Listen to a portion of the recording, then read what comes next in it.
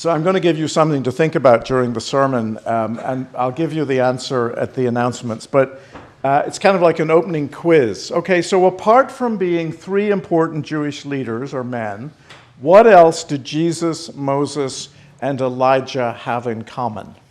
Okay, we know they're important Jewish leaders and guys, right? Okay, they have that in common. But there's something else that they have in common, and think about that. And you know, we might give you an extra cup of coffee in coffee hour if you get the answer right. So today, the text that jumped out for me in all of these readings on Transfiguration Sunday is Paul's reference to the glory. The translation is the glory that is set aside. He talks about this idea. And there's another translation that talks about the glory that is fading. And I want to talk about fading glory today. Because there is, one interpretation of the story of Moses is that he's so holy and he's so close to God that even his face is radiant and shining and kind of scares people. And another interpretation of the story is that the glory, the magic, is fading, and the veil and the mask is kind of hiding that it's disappearing. It's disappearing, it's going away. And there is a kind of misinterpretation of the Corinthians text that I want to kind of straighten. That somehow the Christians, we have the knowledge, we have the right theology of God, and the Jews don't. That we see Christ directly, and the Jews have this veil. And remember that Paul is a Jew. So he's talking to other Jews. It would be like me saying, I look at the gathering of the bishops in Rome last week, and I'm so disappointed that they're not dealing with reality, right? Or I'm criticizing the evangelical community for the things that they're doing and supporting right now. So as a Christian, I'm criticizing other Christians that I don't think it's up to par. So kind of Paul is doing that. But I like the idea that he's talking about the glory that is fading, and that there's something else that we have to look to, because the glory is fading in Moses. Now, next Saturday, I will turn 65. So fading glory is something that's very much on my mind, right? I remember visiting Belfast a couple of years ago and went into the parish church I grew up in and into the parish hall, and there was somebody I sang with in the choir. She knew me when I was a teenager and in my 20s. She said, "Oh, Albert Ogle, you used to be so gorgeous." So fading glory. And we think about, things in our national life, things in our corporate life that are going on, that we see the kind of fading glory of a life, our national life, that we once knew. And how do we deal with that? How do we make sense of that in the modern age? And so I want to kind of explore this theme of fading glory. And there is a kind of juxtaposition between this experience on the mountaintop that a couple of disciples are exposed to. And Luke places it just before Jesus begins that very difficult journey to Jerusalem and to his end, to the crucifixion. And so this is almost a kind of preview of Easter, right? The glory of Easter, the glory of the risen Christ who is the scarred Christ. He's been through the mill. And yet he is transfigured and transformed in another way. So this is a kind of preview of Easter before we enter the darker shadow side of human existence in the season of Lent. And we get a sense of the eternal radiance of Jesus. And he's placed on the holy mountain. The mountain is associated with Moses and with Elijah. Elijah is on a mountain. He's running away from his destiny. And God comes to him in a different way. Remember the still small voice. So the mountain is the place of revelation. Moses receives the command to liberate his people on a mountain. the burning bush. And so the mountain in the Jewish theological framework is very significant because it's about the commission of liberation. So Jesus is on the mountain liberating humanity from death and fear and decay into new life and resurrection. So I think that's the framework that this story is set in. And Moses is, it's interesting, if you look at the background of Moses, he is an Egyptian prince. He is familiar with the magic of Egypt. He has a magic wand that he's able to hit the rock and bring water from, and he opens the sea. And he's a magician, but the magic is fading. And the mask is kind of hiding that change that is happening in his own ministry. What do we do when the magic is fading? How do we impress people or demand their respect and authority? It's the bread and circus mentality, the shiny objects that keep the attention and the loyalty, at least for the moment, or the next couple of days, until the addiction to the next adrenaline rush kicks in. So in both the Jesus story and the Moses story, the fickle crowd call for signs and miracles to prove these men have some special relationship to God. And we're voyeuristic because they're the holy ones. They have to, produce the rabbits out of the hats. We're mere mortals. So Peter and James and John are profoundly touched by this experience, this transfiguration experience. And so what do? They say, Lord, it is good that we are here. We want to build 3 monuments. We want to build 3 dwelling places for you and Moses. We just want to stay here. And we want to live happily ever after on the mountaintop. And this is totally understandable because when we are experiencing life at the top of the mountain, whether it's the exhilaration of a ski slope, where we love the beauty of creation, or in our professional lives, we're on the mountaintop, right? We're successful. We have made it. We have a great job. We have great income. We can do whatever we want. We can travel where we want. We have access to the best health care. We can send our children and our grandchildren to the best schools on the planet. We're at the mountaintop. Lord, it is good that we are here. Why would we want to give that up? The fading glory. I think about the time we live in and the idea that, we are 1%, whether we see ourselves as 1% of the country or 1% of the world, we are on the mountaintop, right? And it is good that we are here. But what does that mean in terms of our discipleship of Jesus?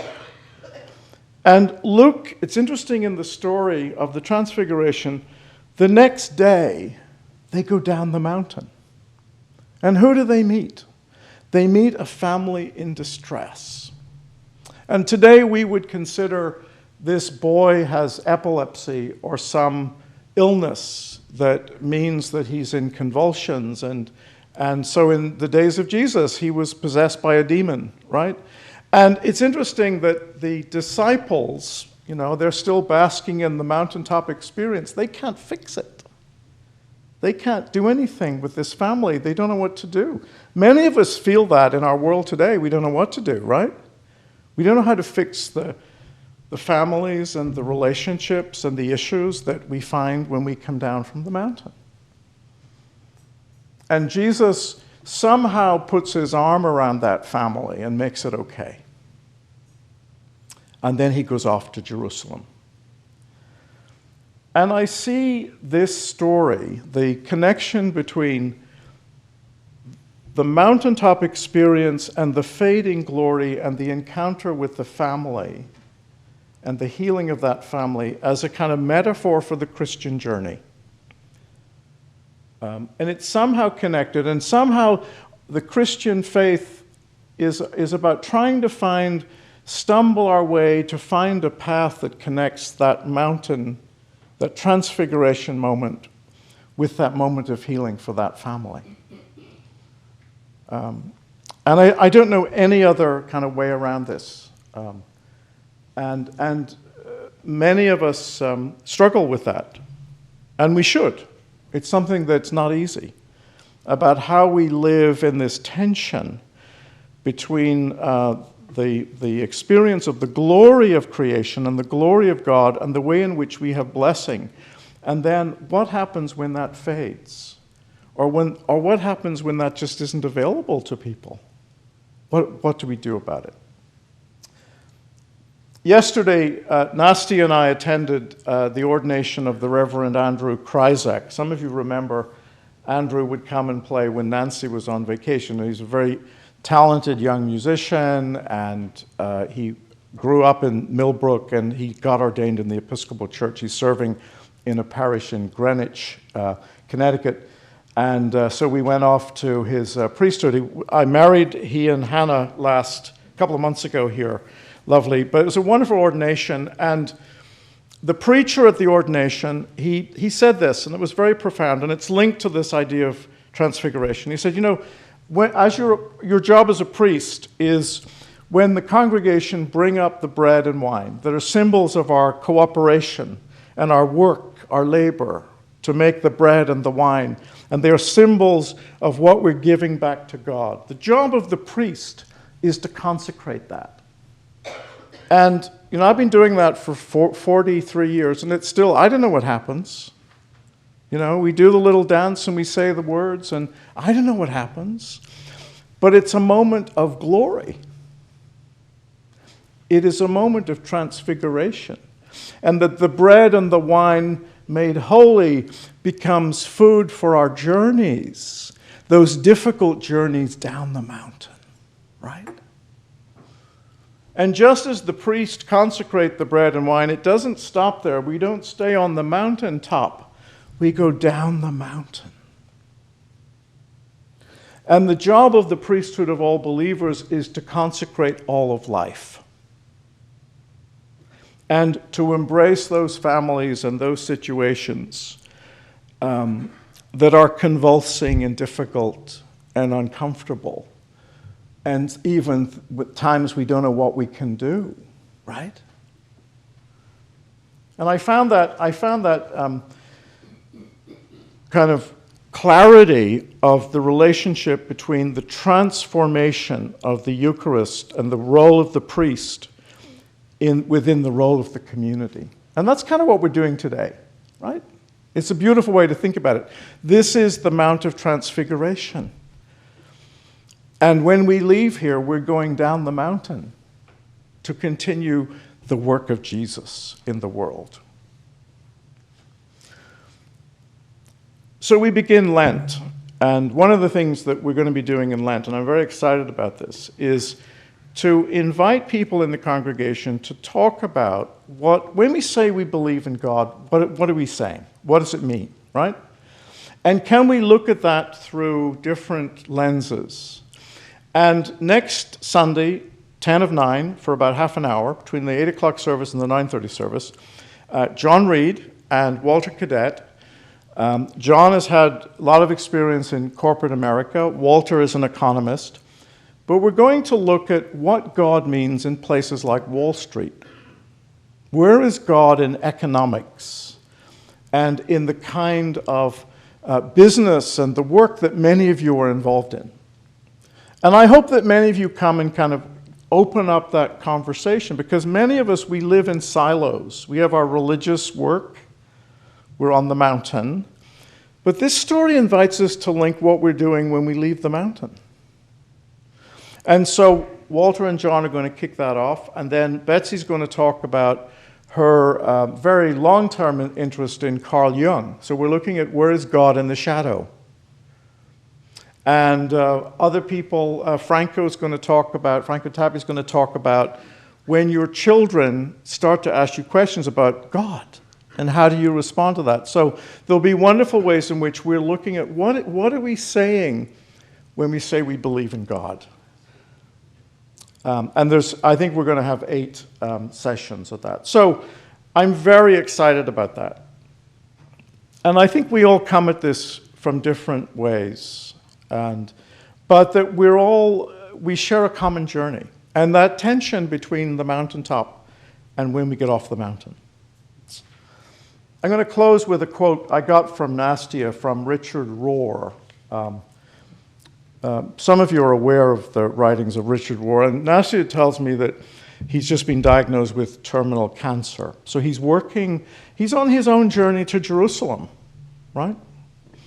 And I end with a quote from him. The mystery of Christ is much bigger than Christianity. And if we don't make that clear, we're going to have little ability to make friends, build bridges, understand, or respect anybody other than ourselves, and finally, not even understand ourselves. Jesus did not come to create an elite country club with an arbitrary list of requirements for who's in and who's out. Jesus came to reveal something that has always been true everywhere, for everyone, and for all time. Otherwise, it is not true. So I hope as we enter the season of Lent that we'll go a little deeper and that we figure out in our own journeys of faith that connection between the mountaintop and the work that we have to do when we come off the mountain. Amen.